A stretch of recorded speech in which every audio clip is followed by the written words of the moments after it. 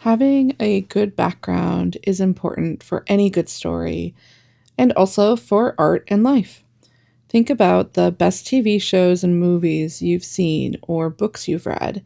The story has a background. The best main character always has a good background. Also, understanding someone's background can help you understand their motivations, why they act or respond certain ways. So, we're going to start this gouache painting with a background that helps you understand the painting better. The blue color helps us understand how cool it is. The transparency of the gouache shows that it has nothing to hide. It has lots and lots of strokes and splatters. That messiness just showing the truth of a life experience. Life is messy. Ultimately, for this painting, we're going for a snowy look, perhaps an ode to a beautiful winter season. Perhaps processing winter through art will help it feel a little less cold. If you follow along, we'll continue this gouache painting as a series to share more details for each of the steps. When I started this painting, I pictured the background turquoise color being a bit more opaque, but as I was painting, I realized the paint didn't want to be opaque, so I let it speak for itself. If I wanted it to be more opaque with the gouache paints I have, I would have needed to use a lot more of the paint and probably less water. I've seen other painters do swatches before to get just the right level of transparent versus opaque, but I found that I enjoy the process a lot more when I just kind of dive right in and follow the passion. I've added some water drops to the background while the paint was wet in hopes that it would spread out and give a snowflake effect. I'm also sprinkling some salt while it's wet to test that effect. And then I'm also going to splatter white paint while it's wet and really going for that fun wintry effect here.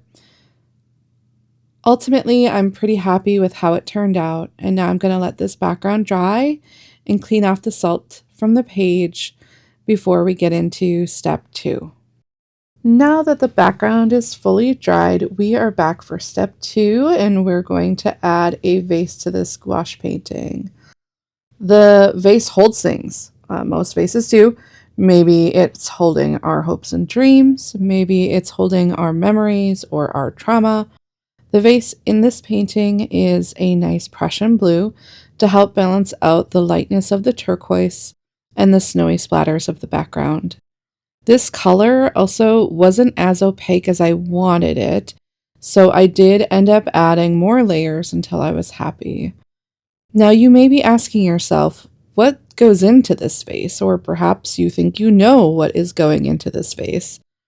Often you will see flowers in paintings with vases. Share below what your guesses are for what is going to go in the vase. You'll have to keep watching the rest of the series to find out if you're right. What I'm not doing here is I'm not making the vase three-dimensional, though I was thinking of making it three-dimensional. But the rest of the painting is really meant to be a little bit more fun and a little less serious than that. So while I did add an element of a third dimension with this kind of curved part of the vase at the top, the thought here really is that I'm just painting based on inspiration. I find the best time to be inspired is when my mind is relaxed. So we started step 1 of our gouache painting with a background. In step 2, we painted a vase, and the color scheme is still in the blues and whites, and we're feeling a wintry mix. Step 3 is next, and I can't wait for you to see it. Thanks for following along. Now, some may wait for the vase to dry before painting their next layer, but I did not. Generally, I would suggest, though, waiting for things to dry between layers, because what happens to me when I don't is that I either get really lucky, or more likely, I end up dipping my wrists or my finger or a hand in the paint, in the wet paint, and I accidentally smudge it on the rest of the painting, somewhere where it's difficult or impossible to cover up. I think I somehow got lucky this time, but word to the wise that waiting for each layer to dry is a smart move. I will also admit that this is the second time and probably not the last time that I'm making a painting like this. I'll share the card that I made in the same theme in another video after this series is complete. When I painted this, I made it in a slightly different order than I did the first time in order to see which order do I like making the painting in more, because I may do this another 7,593 times. I think I'm actually really happy with this order, so I'm going to say that step 3 here is painting random stems from the vase. Again, I'm not trying to be perfect. I'm trying to let the paint show me what it's going to do and work with it accordingly. I'm sticking with white and sky blue for the stems to keep everything in a really light wintry theme. The rest of the blues in my palette that I haven't used yet are primary blue, cobalt blue, cerulean blue, and ultramarine blue. Ultramarine blue. For this painting, everything is staying in the blues and whites. Really, the background helps us understand everything we need to know about the motivation and theme of the final painting. But what do you think will be on top of the stems?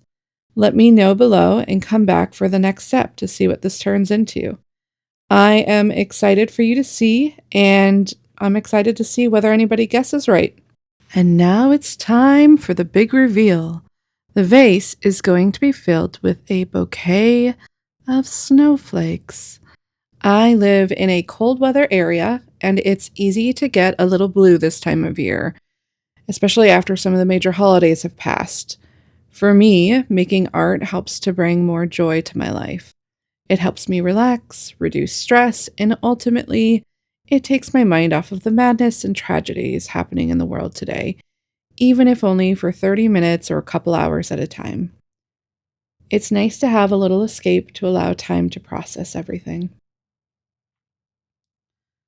I start the step by sketching out with watercolor pencil the rough shape of 6 snowflake points at the tip of each of the stems. This helps me see where we may have overlapping snowflakes and try to keep the sizes and colors nice and different for each snowflake.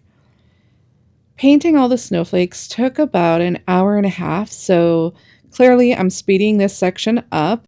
Whenever I paint snowflakes, I also like to consider that each snowflake is meant to be unique. So I try to vary the shape of the snowflakes for each stem, and will also vary the color of the snowflakes to try to get a nice variety of light blues and dark blues and whites throughout the bouquet.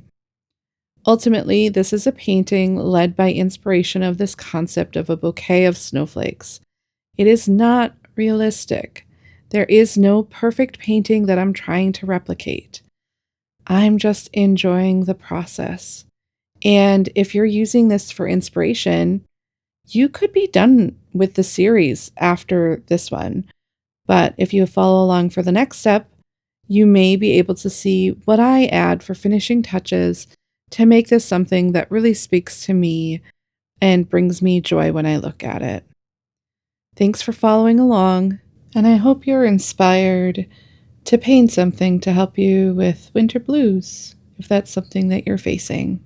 Have you ever woken up the morning after a fresh snowfall with the sun shining and just thought, wow, someone just dropped glitter all over my yard and trees. This is surely too sparkly to be snow.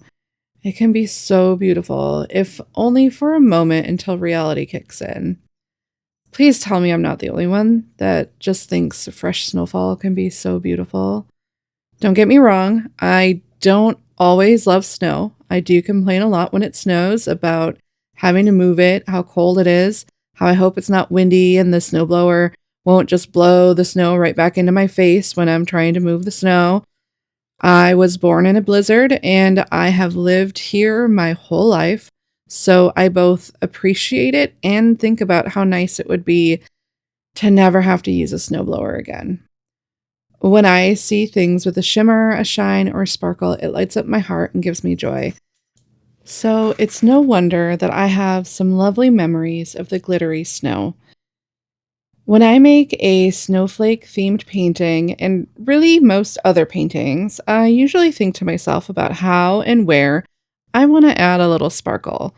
Not every painting necessarily gets sparkle, but today the sparkle is adding this acrylic silver marker to finish it off a bit and make it more my own. I hope that this sparkle also gave you a little joy or inspiration. Now I'm using this painting in the background of my Zoom calls, so whenever I look at myself on the camera, instead of worrying about how I look or what my hair looks like or if things are out of place, I am able to see the joy of the art I created, flaws and all. Thank you for following along on this journey, and I hope that next time you see a fresh snowfall, you think about the glitter and the shine and the shimmer, and that it brings you joy.